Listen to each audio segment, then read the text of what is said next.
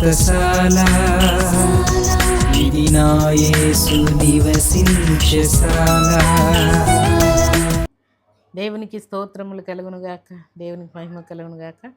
సర్వశక్తిమంతుడైనటువంటి దేవాతి దేవుని కాపుదల సమృద్ధిగా మనందరికీ సర్వాధికారి అనుగ్రహించి ఆయన కృపలో మనల్ని ఆశీర్వదించి మరొక శ్రేష్టమైన శుభదినాన్ని దేవుడు మనకు అనుగ్రహించాడు ప్రియులారా. అందుకే దేవదేవుని స్తుతిస్తున్నాను. మీ అందరికీ యేసుక్రీస్తు నామములో శుభములు వందనములు తెలియజేస్తూ ఉన్నాను. ఈ శుభదినాన్ని కూడా దేవుడు మనకిచ్చినటువంటి శ్రేష్టమైన వాక్కును చదువుకుందాం. పరిశుద్ధ గ్రంథంలో నుండి ఇర్మియా గ్రంథం 2వ అధ్యాయం 21వ వచనాన్ని చదువుకుందాం. శ్రేష్టమైన ద్రాక్షావల్లి వంటి దానిగా నేను నిన్ను నాటితిని, కేవలము నిక్కమైన విత్తనం వలని చెట్టు వంటి దానిగా నిన్ను నాటితిని. దేవుడి శ్రేష్టమైన మాటలు దీవించి ఆశీర్వదించును గాక. సర్వశక్తిమంతుడైనటువంటి దేవాతి దేవుడు మనల్ని శ్రేష్టమైన ద్రాక్షవల్లిగా నాటాడంట ప్రియులారా. శ్రేష్టమైనటువంటి ద్రాక్షవల్లిగా దేవుడు నాటాడంట. దేవుని సన్నిధిలో చేరినటువంటి దేవుని ప్రియబిడ్డలమైన మన జీవితాల్లో చాలాసార్లు శ్రేష్టమైన వ్యక్తులం మేము కాదు, మేము మా జీవితాలు శ్రేష్టమైనవి కావు, మా వంశము కూడా శ్రేష్టమైనది కాదు, మా కుటుంబం కూడా శ్రేష్టమైనది కాదని మనం అనుకుంటూ ఉంటాం. మన ఇరుగు పొరువారు, మన బంధువు, మన రక్త సంబంధికులు కూడా మనల్ని శ్రేష్ఠులుగా ఎంచరు ప్రియులారు. కానీ దేవుడు అంటున్న మాట ఏంటంటే, శ్రేష్టమైనటువంటి ద్రాక్షవల్లిగా నేను నిన్ను నాటాను అంటున్నాడు దేవుడు. శ్రేష్టమైన ద్రాక్షవల్లిగా నాటి మన భక్తి, మన ప్రార్థన, మన విశ్వాసం, మన ప్రేమ, మన త్యాగము, మన తెగింపు, మన సహనము, మన ఓర్పు దేవుని దృష్టిలో దేవుడు మనల్ని శ్రేష్టమైనటువంటి ద్రాక్షవల్లిగా ఎంచుకుంటూ ఉంటే సాతాను మనల్ని కృంగదీయుటకు, వెలివేయుటకు, హేళన చేయుటకు, సిగ్గుపరచుటకు ఎన్నో విషయాలు మన మీద మోపుతూ ఉంటాడు ప్రియులారు. దేవుడు అంటున్నటువంటి మాట ఏంటంటే, కీర్తనల గ్రంథం 128వ అధ్యాయం 3వ వచనం చదువుకుందాం. నీ లోగిట నీ భార్య ఫలించు ద్రాక్షవల్లి వలె ఉండును, నీ భోజనపు బళ్ళ చుట్టూ నీ పిల్లలు ఒలీవ మొక్కల వలె ఉందురు.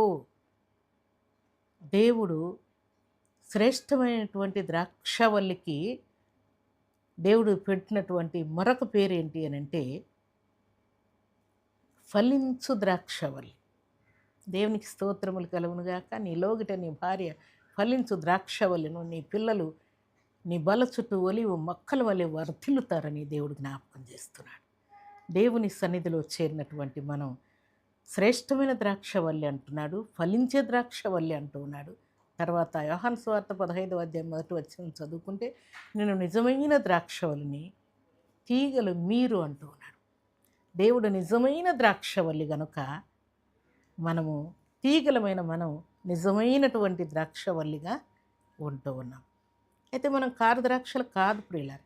దేవుడు మనల్ని శ్రేష్టమైన ద్రాక్షవల్లిగా, ఫలించే ద్రాక్షవల్లిగా, నిజమైనటువంటి ద్రాక్షవల్లిగా దేవుడు మనల్ని నాటనని దేవుడు జ్ఞాపకం చేస్తున్నాడు. దేవునికి స్తోత్రములు కలుగునుగాక. నువ్వు ఇంట్లో ఉన్నా కూడా శ్రేష్టమైన ద్రాక్షవల్లివే. సంఘంలో ఉన్న నీ స్థానం శ్రేష్టమైనదే.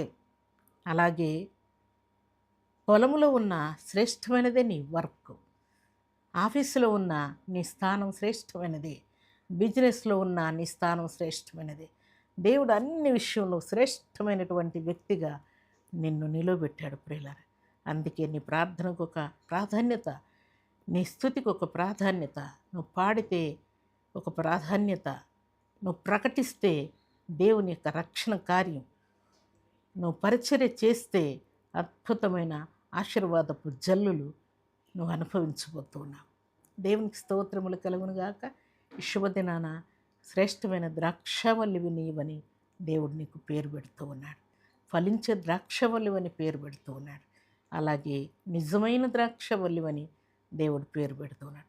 కాబట్టి ఇహలోకంలో ఇరుగు పొరుగువారు, బంధువులు, రక్త సంబంధికులు, ఫ్రెండ్స్ ఎవరైనా నిన్ను కారు ద్రాక్షలని కానీ ఇంకా ఏదైనా దుర్భాషలాడి ఇంకా విచిత్రమైన పేర్లు పెట్టి నిన్ను అవమానపరిచినా కూడా నా దేవుడు నన్ను శ్రేష్టమైన ద్రాక్షవల్లిని పేరు పెట్టాడని ఘనముగా ఎంచుకొని దేవుని మహింపరుస్తూ దేవుని కోసం మనం బ్రతకాలని దేవుడు ఆజ్ఞాపిస్తున్నాడు.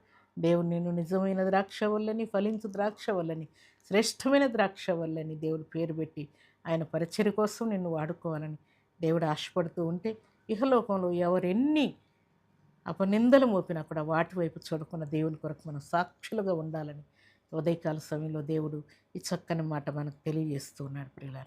కాబట్టి నీ ప్రయాణాల్లో, నీ రాకపోకల్లో, ఎగ్జామ్లో, ఇంటర్వ్యూలో, బిజినెస్లో, ఆత్మీయ జీవితంలో, సేవలో, అన్ని విషయంలో, ఆరోగ్య విషయంలో ఆయన కృపను నిండుగా దేవుడు నీకు అనుగ్రహించబోతున్నాడు. నువ్వు శ్రేష్టమైన ద్రాక్షవల్లివని, నిజమైన ద్రాక్షవల్లివని, ఫలించే ద్రాక్షవల్లివని దేవుడు మరొకసారి జ్ఞాపకం చేస్తున్నాడు. కాబట్టి ఇక మీదట నువ్వు శ్రేష్టమైన ద్రాక్షవల్లిగా, ఫలించే ద్రాక్షవల్లిగా, నిజమైన ద్రాక్షవల్లిగా వర్ధిల్లుదువుగాక. అలాంటి కృపా భాగ్యం సర్వాధికారి సమృద్ధిగా మనందరికీ అనుగ్రహించి ఆయన మేలుల చేత తృప్తిపరిచి ఆశీర్వదించునుగాక. ఆమేన్. ప్రార్థన చేసుకుందాం. భూమి ఆకాశములను కలుగు చేసిన మా తండ్రి, మీకు స్తోత్రాలు.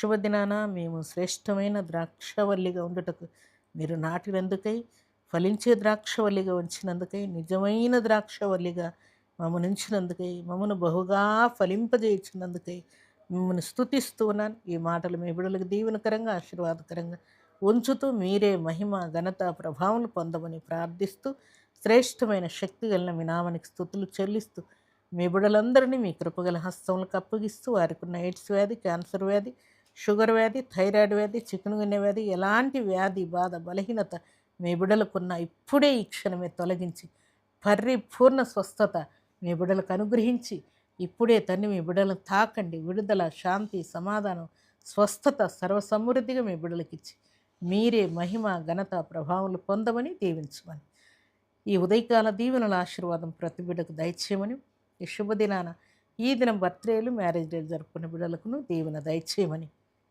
అనంతమైన ఆశ్చర్య కార్యమును వారి జీవితాల్లో జరిగిస్తూ మహిమ పొందమని సతి పరిశుద్ధమైన నామను స్తుతించి ప్రార్థించి వేడుకుంటున్నాము తండ్రి. ఆమేన్. దేవుడు మిమ్మును మీ కుటుంబాలను బహుగా దీవించి ఆయన కృపల వర్ధిల్ల చేయనుగాక. ఆమేన్.